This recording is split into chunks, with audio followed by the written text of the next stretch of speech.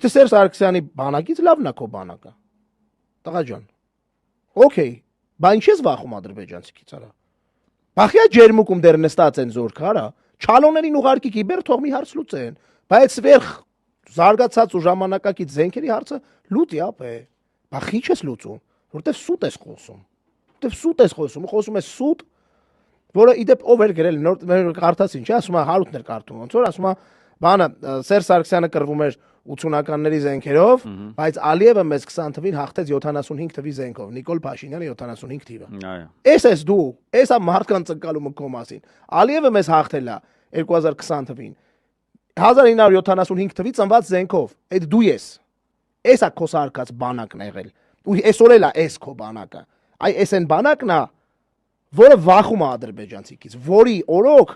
ջերմուկից բռնած վերջացած այլ տարբեր մասերով աղի լիճա, սև լիճա ավելի շուտ, եթե չեմ սխալվում։ Այդտեղից օկուպացրած ծարա մեր տարածքները։